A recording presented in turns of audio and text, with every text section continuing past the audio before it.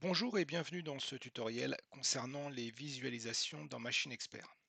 Tout d'abord, créons un projet avec un TM 251 MESE.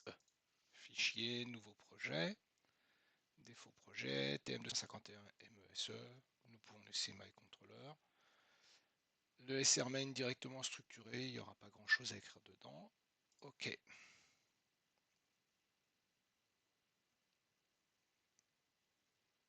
Le projet est en cours de création.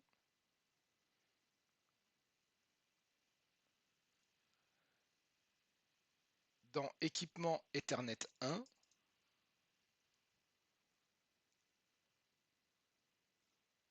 réglons l'adresse IP, par exemple 192.168.0.251 et le masque de sous-réseau 255.255.255.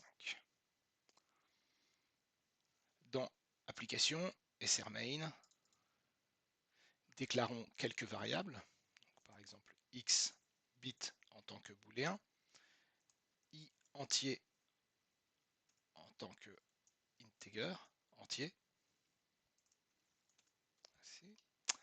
s chaîne en tant que string 20 caractères par exemple, et enfin fb front montant en tant que bloc fonction rtrig. R underscore trig. Voici. Dans la partie programme, ajoutons la programmation du FB front montant. Donc F2, appel d'instance, allons chercher le FB. OK. Nous allons utiliser le booléen xbit et la sortie, nous n'allons pas l'utiliser tout de suite ici. Nous allons directement l'utiliser dans un if qui nous servira par exemple à incrémenter i entier et à écrire une valeur fixe dans la chaîne de caractères. Donc si nous avons fb frontmontant.q, then i entier, contrôle espace pour valider directement le texte, plus 1, ainsi que donc s chaîne, deux points égal, par exemple azerty, et voici. Voilà, tout est valide. Nous allons maintenant créer une visualisation. Donc sur application, clic droit, ajouter un objet, visualisation. Cocher sur active, sur la visu symbole. Ça permet d'ajouter directement des symboles. Ajouter. Le nom de la visualisation était ici. Bien sûr, c'est modifiable. Et en même temps, est créé un gestionnaire de visualisation. Sur cette page, nous allons ajouter un libellé que nous allons appeler bouton. Nous allons ajouter un autre libellé, donc glisser-déposer indirectement, que nous allons appeler valeur. Donc bouton correspondra à x bit, valeur à i entier, et puis en dernier, chaîne qui correspondra à s chaîne. Voici. Nous allons ajouter un interrupteur rotatif, donc dans les lampes commutateurs image, interrupteur rotatif. Voici, et nous allons ajouter également une lampe. Voici, dans valeur, pour valeur, donc nous allons ajouter un champ texte qui nous permettra d'éditer et de voir la valeur de i entier, et nous allons également faire la même chose pour s chaîne qui nous permettra de voir et d'éditer la valeur de s chaîne. Pour l'interrupteur rotatif, nous cliquons dessus et dans variable, en double-cliquant sur les trois et ensuite en appuyant sur les deux petits points, dans application SR main, nous pouvons directement dire que nous affectons xbit. OK. Voilà.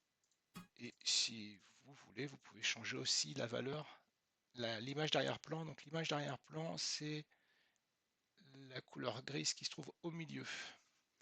Donc, par exemple, nous allons mettre vert. Voilà. Pour la lampe, variable, nous choisissons le même bit. Nous allons prendre également du vert, donc là, un petit peu différent.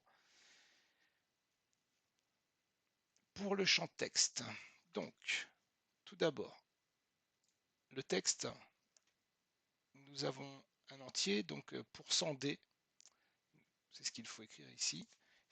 Quand nous aurons la chaîne tout à l'heure, nous mettrons %s, et si nous avions eu un réel, nous aurions pu écrire par exemple %5.2f, f pour dire flottant, .2 pour dire qu'il y aura 2 chiffres après la virgule d'affiché, et 5 pour dire qu'il y aura 5 chiffres avant la virgule. Donc, %d, variable de texte, toujours pareil, on double-clique, on appuie sur les deux petits points, et là on met i entier, ok. Et dans configuration d'entrée, donc là nous avons fait l'affichage. Nous allons maintenant faire l'écriture.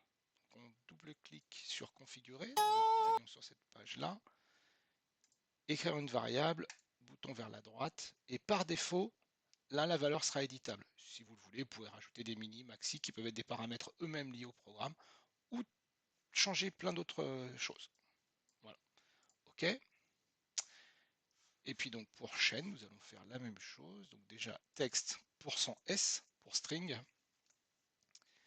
Variable de texte, nous allons prendre schain et on mouse down directement. Voilà. C'est tout. OK. Et nous allons maintenant pouvoir nous connecter à notre contrôleur. Double-clic sur le contrôleur, à l'affichage, donc c'est celui-ci que nous voyons. Nous double-cliquons dessus, on se connecte, Alt F, oui. Oui, on change toute l'application.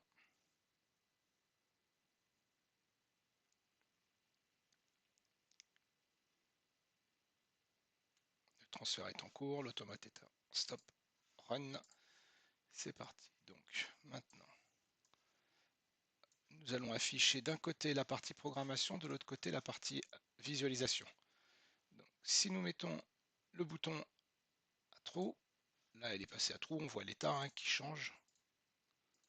Voilà. Là la valeur s'incrémente à chaque fois que l'on fait une bascule de false vers true, le front montant.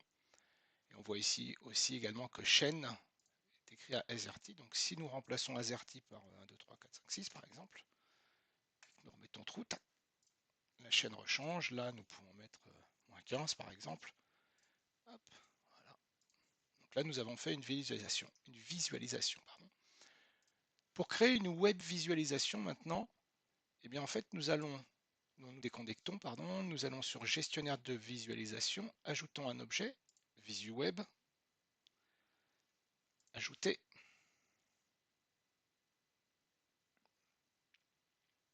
Donc là, le chargement des bibliothèques de visualisation pour la web visu est créé. Donc, page de démarrage visualisation, c'est la page que nous avons créée précédemment. Le nom du fichier HTML web visu, on verra où est-ce que ça importe tout à l'heure. Et nous laissons par défaut.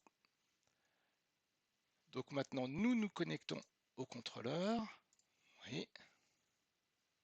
Oui.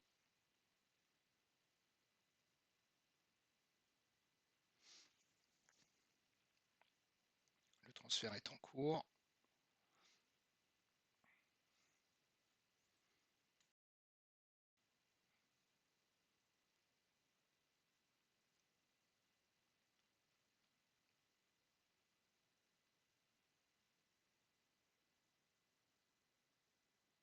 Voilà, tous les fichiers sont en train d'être créés, d'être transférés directement dans le contrôleur. Voilà, la visu, tout est modifié, tout est transféré. On passe en run et la visualisation est ici. Maintenant, nous allons lancer un explorateur Internet et pour l'adresse IP 192.168.0.251, auquel nous rajoutons 2.80.80 qui est le numéro de port utilisé par la WebVisu, suivi de WebVisu, souvenez-vous, c'est le nom que nous avions vu tout à l'heure, .htm. Entrée.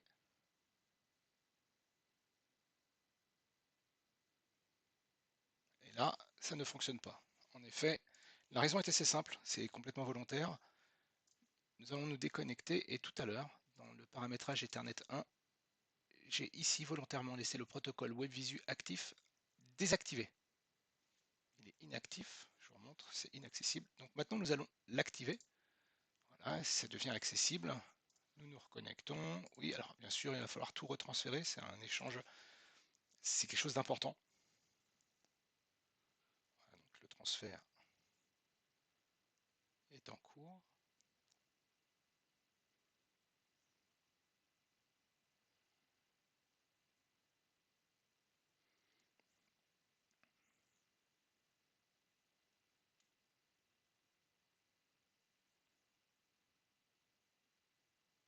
Si, donc comme tout à l'heure, hein, tout se transfère. Voilà, nous allons passer en run. OK. Et là, nous recommençons. Voilà. Bon, alors c'est large, parce qu'en fait, par défaut, tout l'affichage est pris. On pourrait changer ça dans les paramétrages, mais en tout cas, si on modifie, on voit bien que ça change. Alors, on va limiter un petit peu tout ça, et puis on va regarder. On voit bien les échanges qui se font. Si ici on écrit, voilà, par exemple UZT1, voilà, la modification est faite. Si ici nous écrivons, voilà, par exemple ceci, voilà, c'est immédiatement réalisé. Voilà, pareil, ici, on va essayer d'avoir un petit peu tout en même temps. Et